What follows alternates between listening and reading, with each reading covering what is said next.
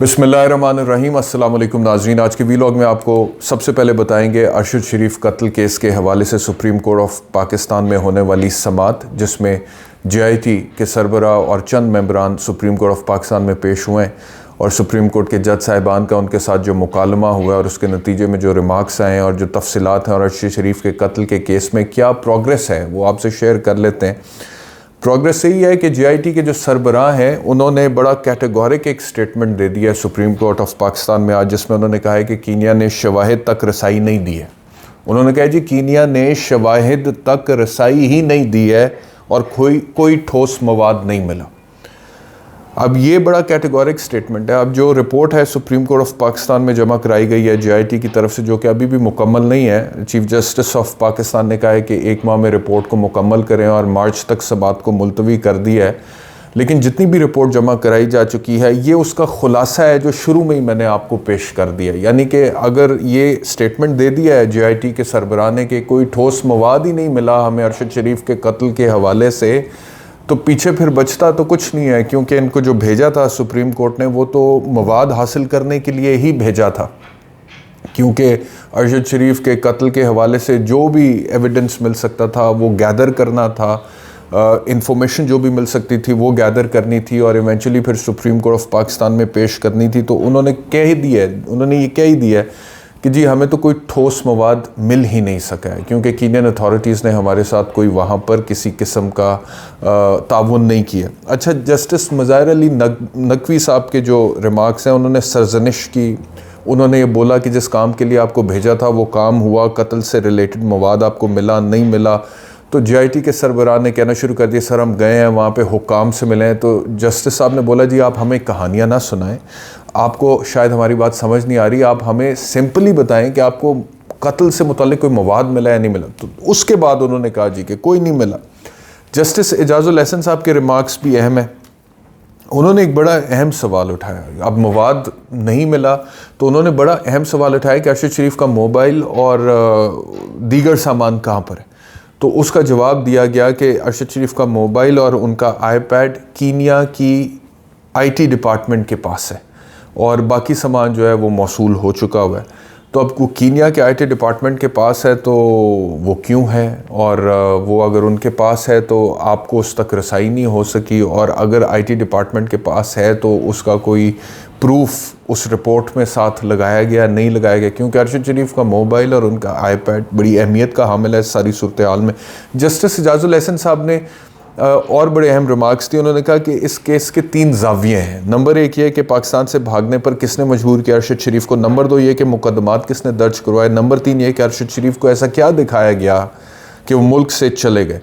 और फिर आगे उनका बड़ा अहम रिमार्क है कि कड़ियाँ जुड़ती चली जाएंगी या कड़ियाँ जुड़ेंगी तो पता लग जाएगा कि अरशद शरीफ से कौन जान छुड़वाना चाहता था।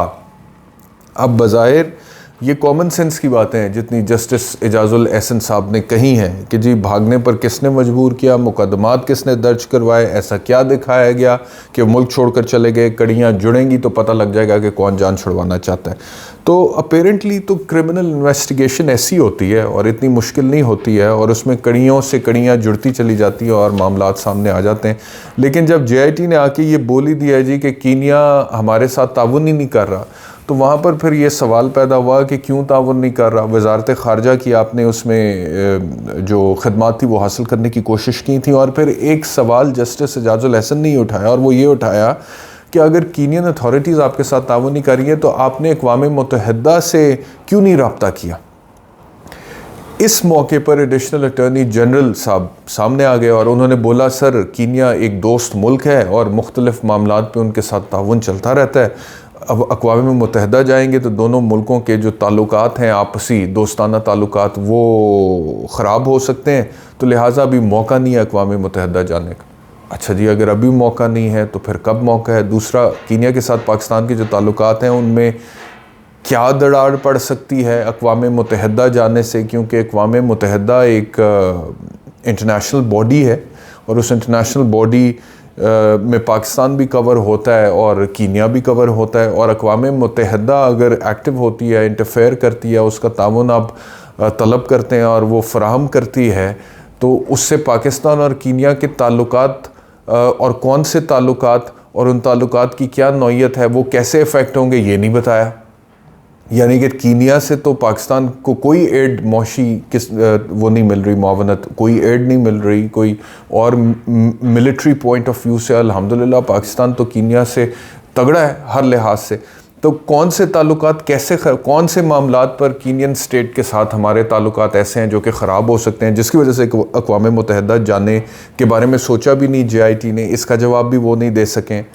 फिर तंग आके जस्टिस मुज़ाहिर नकवी साहब ने बोला कि अदालत के साथ खेलना खेलें, आप लोगों को दुबई और केनिया तफरी करने के लिए तो नहीं भेजा था, तफरी करने गए थे, ये क्वेश्चन मार्क है कि क्या तफरी करने गए थे, यानी कि आपने काम तो टके का नहीं किया, ये उनका मकसद था कहने का, उनका मतलब था, और आप वापस आ गए और अब आप कह रहे हैं कि कोई ठोस मवाद नहीं मिला। तो ओवरऑल इस केस में इवेंचुअली फिर चीफ जस्टिस ने कहा कि 1 माह में मुकम्मल रिपोर्ट आप जमा कराएं और समात को मार्च तक के लिए मुलतवी कर दिया। लेकिन अब इसमें से ये जो JIT दूसरी दफ़ा बनी है और फिर ये दुबई भी गए हैं, फिर ये कीनिया भी गए हैं, फिर इन्होंने वहाँ पे इन्वेस्टिगेशन वगैरह जो भी अपने तय करनी थी की है, ज़ाहिर बात है। और फिर आज भी चीफ जस्टिस साहब, पहले भी खर्चा हुआ है बहुत सारा इसके ऊपर, और आज भी चीफ जस्टिस साहब ने कहा है कि वहाँ से वकील हायर करने पड़ते हैं कीनिया में, तो वकीलों को वकला को हायर करें। मतलब ये था कि ख़र्चा और करना है तो करें, लेकिन ये सारी एक्सरसाइज का कोई नतीजा निकलते हुए नज़र नहीं आ रहा, कोई मंतकी नतीजे तक ये पहुंचती हुई, कोई कंक्लूजन तक पहुंचती हुई नज़र नहीं आ रही, क्योंकि JIT ने ऑलमोस्ट पहले ही हाथ खड़े कर दिए हुए हैं और उन्होंने कहा है जी कि हमें कोई ठोस मवाद मिला नहीं। तो ये अरशद शरीफ कत्ल केस की अभी तक की सूरत हाल है, और मैं समझ सकता हूँ कि अरशद शरीफ साहब के जो घर वाले हैं उनके लिए बहुत तकलीफ दे होगा। लेकिन अब supreme court is the highest court in the country, और अगर सुप्रीम कोर्ट भी JIT को तलब करने के बावजूद हक़ाइक़ और शवाहिद से पर्दा नहीं उठा पाती है, तो फिर आप खुद ही सोच सकते हैं कि इस केस में क्या हो सकता है। बहरहाल एक तो ये ख़बर है, दूसरी ख़बर यह है कि शौकत तरीन साहब के हवाले से FIA ने फ़ैसला कर लिया कार्रवाई करने का, और शौकत तरीन साहब की वो जो ऑडियो लीक्स हुई थी आपको याद होगा, जिसमें IMF के हवाले से वो पंजाब और KPK के वज़राए ख़जाना से बात करते हुए उन्होंने कहा था कि आप कह दें कि वो जो कमिटमेंट्स थी वो सैलाब से पहले की थी, अब सैलाब के बाद जो पंजाब और KPK ने अपना हिस्सा डालना है शराइत पूरी करने में, वो हम पूरा नहीं कर सकते हैं क्योंकि सैलाब आ गया और उधर बहुत ज़्यादा फ़ंड लग गया, कुछ 750 अरब रुपए की बात हो रही थी। तो उस बुनियाद पे, और वो तब आपको याद होगा मोहसिन लगारी साहब ने ये कहा था कि will the state of Pakistan suffer because of this, तो उसका फिर उन्होंने जवाब दिया that the state is already suffering the way your chairman is being treated. तो उसके ऊपर FIA ने अब मुकदमा बना लिया है और कानूनी कार्रवाई का आगाज़ करने लगे हैं, और वो कह रहे हैं कि तहकीकात मुकम्मल कर ली हैं और वज़ारत दाखिला ने भी इजाज़त दे दी है शौकत तरीन साहब के ख़िलाफ़ प्रोसीड करने की। तो आने वाले दिनों में इसके हवाले से जो कुछ होगा वो आपके साथ शेयर करेंगे। लेकिन कहने का मकसद ये है कि FIA जितने केसेस पहले दे चुकी है मुख्तलिफ़ लोगों के ख़िलाफ़, FIA की जनरली जो एक क्रेडिबिलिटी है वो बहुत इफ़ेक्ट होगी हुई, वो बहुत ज़्यादा असरअंदाज होगी हुई है। मतलब कि इसको भी पकड़ लिया, उसको भी पकड़ लिया, उसको भी बिठा लिया, उसको भी बिठा लिया, 2 दिन बाद वो अदालत से निकल भी गया, छूट गया। तो ये जो है FIA का किरदार पीछे जो बैकड्रॉप में है, पस मंज़र में, उसको सामने रखते हुए ये केस कितना मजबूत होगा ये आपको पता लग जाएगा। और क्या अगर शौकत तरीन ने जो कहा था उनके कहने के मुताबिक पंजाब और KPK के वज़राए ख़जाना ने अमल किया, और क्या उस अमल करने के बाद IMF के साथ जो रियासत पाकिस्तान की डील थी उसको नुकसान पहुँचा, ये बहुत ज़्यादा अहम है, ये बहुत ज़्यादा अहम है। मतलब कि यही तो एविडेंस होगा ना कि मिसाल के तौर पे शौकत तरीन ने जो कहा था वो हो गया, और अगर हो गया तो क्या पाकिस्तान को नुकसान पहुंचा और IMF के साथ पाकिस्तान का जो प्रोग्राम था वो बहाल ना हो सका, ये एक क्वेश्चन ऑफ फैक्ट है। और अगर ये पूरा नहीं होता तो फिर वो केस किन बुनियादों पे आप आगे लेकर चलेंगे, ये एक सवाल रहता है। आगे चलें, IMF के साथ जो डील हो रही है हुकूमत की, उसमें ECC का इजलास जो है वो हो रहा है, और बिजली के बाद अब गैस भी बढ़ाई जा रही है, गैस की कीमतों में इजाफा किया जाएगा। OGDCL पहले ही फ़ैसला कर चुका है कि गैस की कीमत में इजाफा हो जाना चाहिए, अब ECC भी फ़ैसला कर देगी। अच्छा, बिजली का जो सरचार्ज है वो तकरीबन 76 अरब रुपए इन्होंने इकट्ठा करना है, बिजली सरचार्ज जो है वो उसके थ्रू। और ये जो अब IMF की शराइत पूरी करनी है इसमें 170 अरब रुपए के नए टैक्स लगाने हैं और टोटल मिनी बजट जो है वो तकरीबन 200 अरब रुपए का होगा। तो ये एक बहुत बड़ा महंगाई का तूफ़ान इससे आएगा और पाकिस्तान के अवाम को वो फेस करना पड़ेगा।